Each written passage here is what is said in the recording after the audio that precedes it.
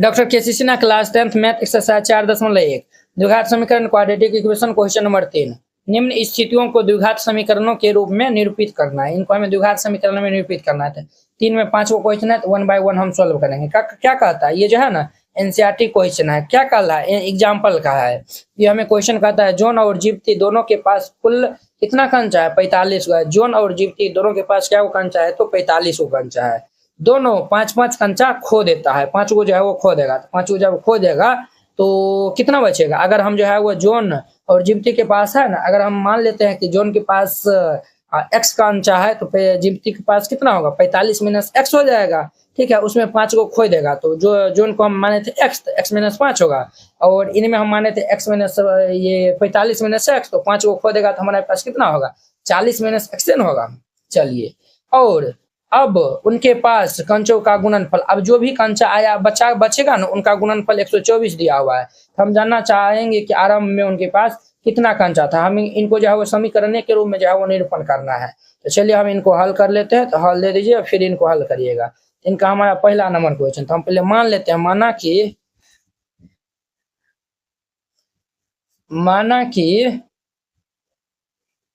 John के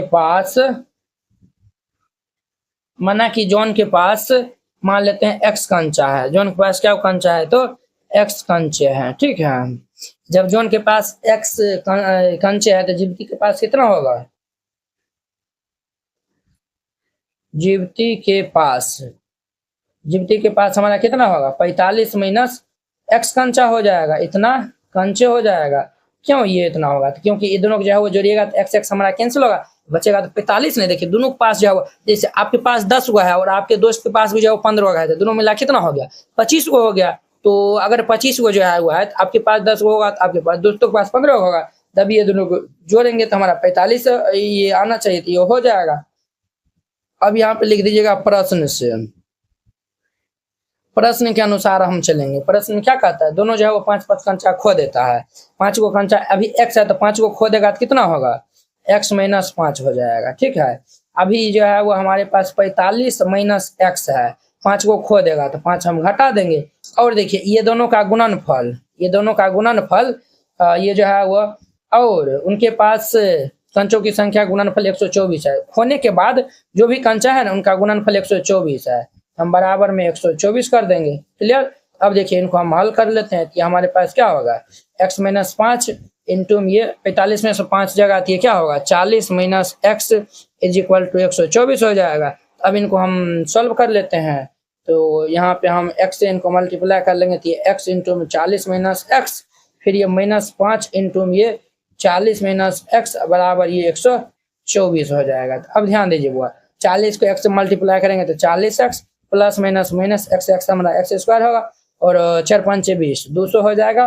plus minus minus plus ये 5x बराबर ये 124 होगा। तो ध्यान दीजिए माइनस एक्स स्क्वायर 40 5 कितना होता है 45x और ये माइनस 200 और ये भाई साहब इस साइड आएगा तो माइनस 124 बराबर ये 0 हो जाएगा। अब इनको हम जो है वो थोड़ा और सोल्व कर लेते हैं। ये हमारे पास माइनस एक्स स्क्वायर प्लस ये 45x माइनस 200 और 124, तो माइनस हमारे पास 324 बराबर 0 हो जाएगा। तो यहाँ से माइनस कॉमन ले लीजिए। जब हम माइनस कॉमन ले लेंगे तो ये एक्स स्क्वायर माइनस ये 45x और प्लस 324 बराबर 0। तो ये माइनस को इस साइड भेजेंगे तो देर पर ये x square minus 4x plus ये 324 बराबर ये क्या हो जाएगा 0।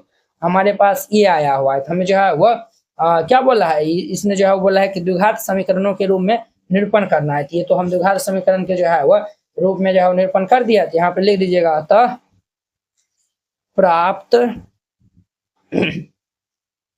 द्विघात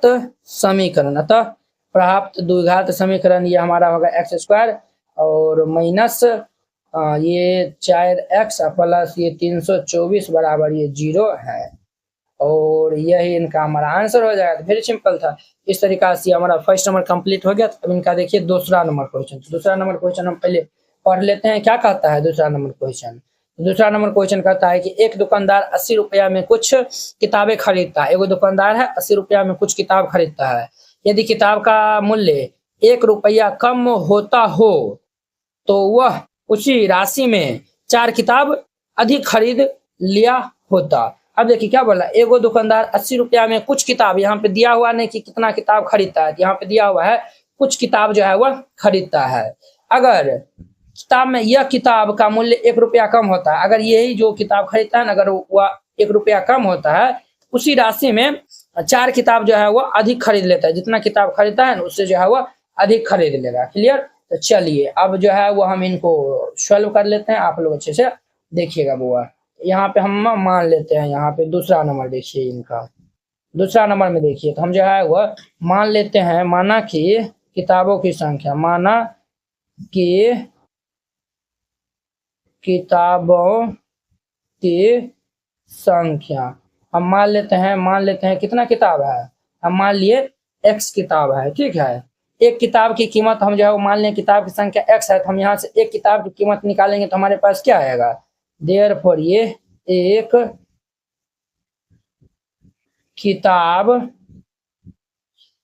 की कीमत, एक किताब की कीमत हमारे पास कितना होगा, देखिए वो 80 रुपया में कुछ किताब खरीदता है, अर्थात 80 रुपया में, ये देखिए कुछ किताब को हम x माने हैं, 80 रुपया में वो x किताब खरीदता है, तो 1 रुपया में किताब कितना खरीदेगा, हमारा क्या होगा 80 बटा में x हो जाएगा। ये बात समझे ना, 80 रुपया में कुछ किताब खरीदता है और किताब को हम मान लिए x, एगो किताब कितना में खरीदेगा 80 बटा में x, ये दोनों को गुना करिएगा तभी हम जाके जो है वो, यानी कि देखिए ये दोनों को हम जो है गुना कर लेंगे, x x कैंसिल होकर हमारा 80 हो जाएगा, है कि ना है। अब देखिए अगर अगर अगर किताब में 1 रुपया कम होता है, यहाँ पे लिखिए यदि किताब में 1 रुपया कम होती, जब किताब में 1 रुपया कम होती है तो देखिए तो हमारा नई किताब का जो है वो, तब वो कितना जो है वो खरीद पाएगा, किताब नहीं नई कीमत, जब 1 रुपया कम होगा तो नई कीमत हमारा क्या होगा, अभी देखिए अभी जो है वो एक किताब का जो है वह मूल्य हमारा 80 बटा x है, 1 रुपया कम हो रहा है, तो हम जो है वह 80 बटा x माइनस हम 1 कर देंगे। अब देखिए नई किताब वो जो है वो क्या वो 4 को जो है वो अधिक खरीद लेता है, तो देखिए ये हम जो है वो किताब जो है वो हम माने थे x, तो नई किताब की संख्या हमारा क्या हो जाएगा, x जोड़ 4 हो जाएगा। देखिए बोला है ना कि 4 किताब जो है वो अधिक खरीदता है, यहाँ पे लिख दीजिएगा नई किताबों की संख्या, नई किताबों की संख्या, ये हमारा क्या होगा x जोड़ 4 हो जाएगा। अब यहाँ पे लिख दीजिएगा प्रश्न से, अब हम प्रश्न के अनुसार चलेंगे, ठीक है। अब देखिए बुआ, हाँ प्रश्न के अनुसार एक दुकानदार 80 रुपया में कुछ किताबें खरीदते हैं, यदि किताब का मूल्य 1 रुपया कम होता है तो वह उसी किताब को जो है वो 4 अधिक किताब जो है वह खरीद लेता है, तो ये 4 अधिक किताब जो है वो खरीद लेता है, ठीक है। तो हम जो है वह 80 बटा जो है वह x प्लस 4, 80 बटा जो है वह x प्लस 4 बराबर, ये जो है वो जब रुपया में कमी हुआ है तो ये 80 बटा में x माइनस 1, इनके हम बराबर कर देंगे और इनको हम सॉल्व कर लेंगे और जो भी आएगा वही हमारा समीकरण हो जाएगा। तो ध्यान से देखिएगा, तो ये हमारा 80 बटा ये x प्लस 4 बराबर, यहाँ पे एलसीएम ले लेंगे तो x, ये हमारा 80 1 बाय 1 है, 1 से भाग देंगे x में तो x आएगा तो माइनस x हो जाएगा। अब ध्यान दीजिए इनको हम क्रॉस मल्टीप्लाई कर लेंगे तो ये हमारा 80x इज इक्वल टू ये 80 माइनस x इंटू ये x प्लस 4 हो जाएगा।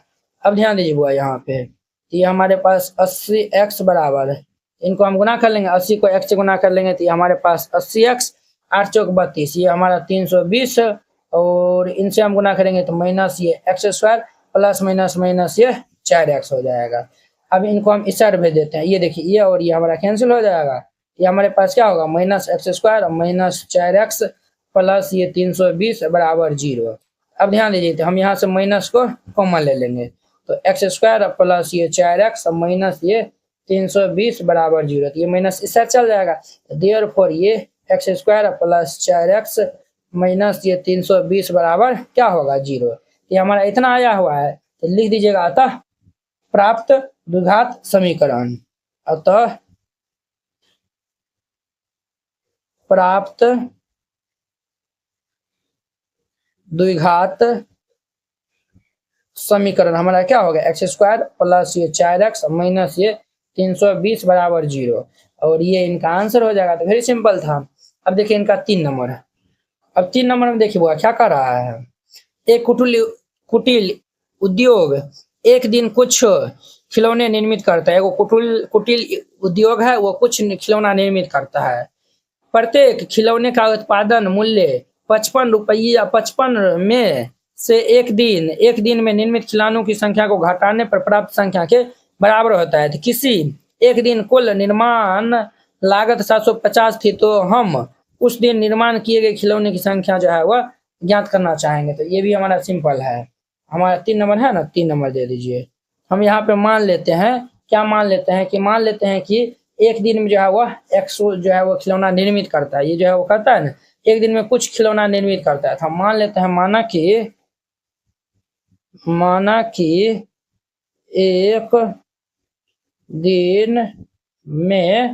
एक दिन में एक्स खिलौने निर्मित करता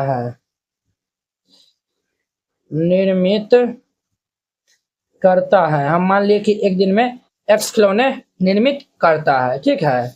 अब देखिए, प्रत्येक खिलौने का उत्पाद का मूल्य 55 में से एक दिन में निर्मित किए गए संख्या को घटाने के बराबर है। अब देखिए, हम एक खिलौना का मूल्य अगर यहाँ से निकालेंगे, एक खिलौने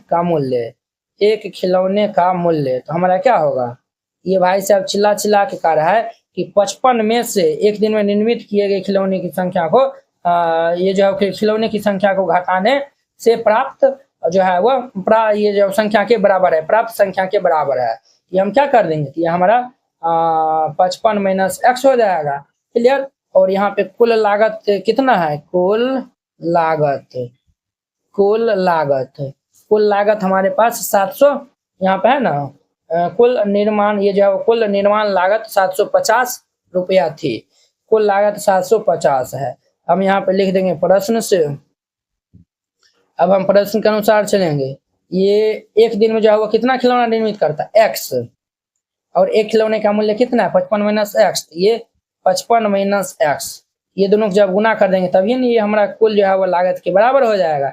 अब इनको हम सॉल्व कर देते हैं, तो ये हमारा क्या होगा, 55 एक्स माइनस ये एक्स स्क्वायर प्लस 750 इससे रहेगा, तो माइनस 750 बराबर 0। यहाँ से माइनस कॉमन ले लेंगे, तो ये एक्स स्क्वायर माइनस ये 55 एक्स प्लस ये 750 बराबर ये 0।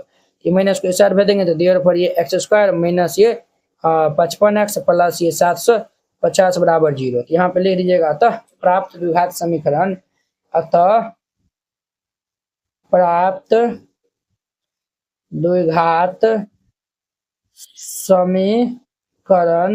हमारे पास क्या होगा, एक्स स्क्वायर माइनस ये 55 एक्स प्लस ये 750 बराबर 0, और ये इनका आंसर हो जाएगा। तो वेरी सिंपल था, 3 नंबर हो गया। अब इनका 4 नंबर देखिए। चौथा में देखिए, दो धनात्मक पूर्णांकों के वर्गों का योग 117 है। यदि छोटी संख्या का वर्ग बड़ी संख्या के 4 गुने के बराबर हो तो हमें संख्या की जरूरत है, वो हमें बताना है। तो चलिए हम इनको क्या कर लेते हैं, तो सॉल्व कर लेते हैं। आप लोग अच्छे से देखिएगा, तो वो हल दे दीजिएगा और फिर इनको हल करिएगा। हमारा कितना नंबर है, वो 4 नंबर में दो संख्या है ना, दो धनात्मक पूर्णांक है ना, तो हम जो मान लेते हैं, माना कि छोटी संख्या या फिर छोटी धनात्मक पूर्णांक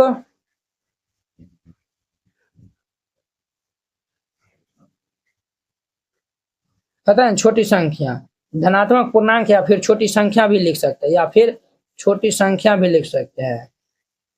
ये हम x मान लिए हैं, तथा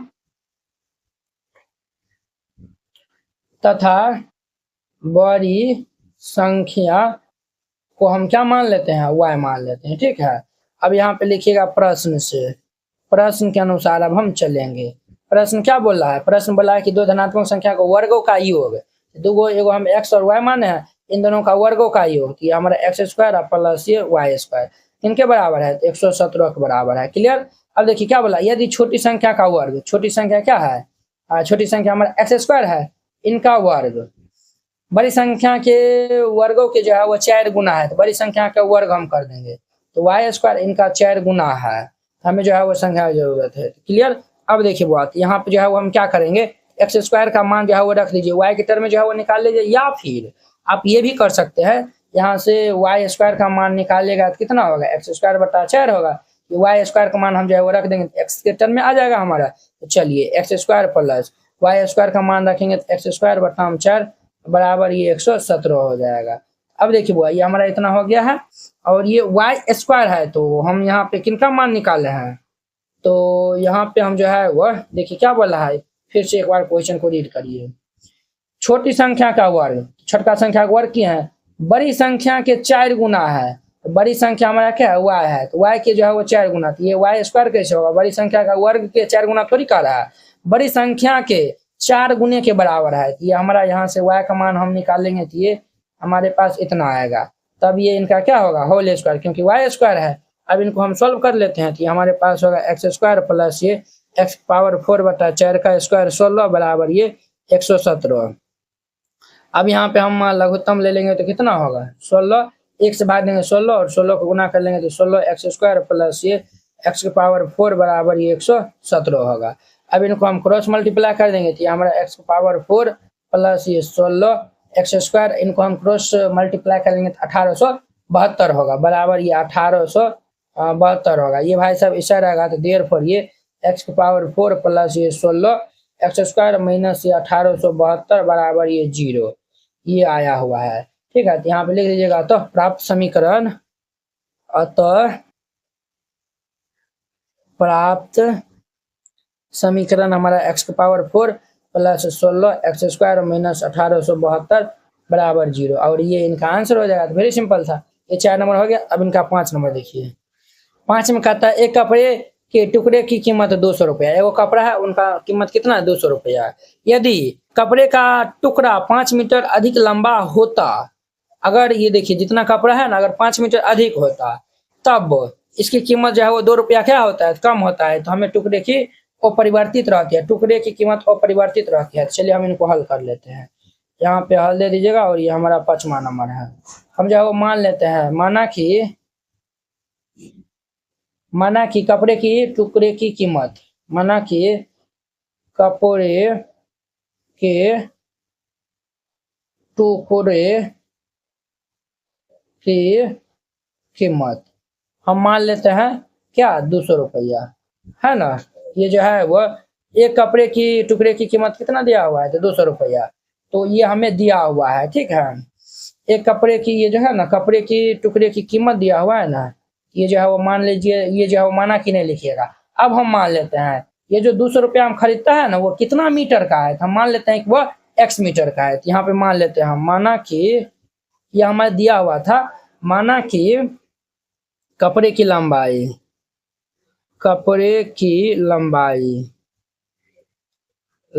बराबर ये हमारा कितना होगा बुआ, ये जो है वो मान लेते हैं कपड़े की लंबाई जो है वो हम जो है वो x मान लेते हैं। ठीक है, कपड़े की लंबाई हम x मान लेते हैं, तो प्रति मीटर जो है वो कितना कीमत होगा, कपड़े की टुकड़े की कीमत 200 रुपया है और कपड़े की लंबाई को हम x माने हैं, तो प्रति मीटर कीमत अगर हम यहाँ पे निकालेंगे, देयरफॉर क्या होगा, प्रति मीटर कीमत, प्रति मीटर कीमत निकालेंगे, हम क्या करेंगे, 200 में x से हम क्या कर देंगे, भाग दे देंगे। क्लियर।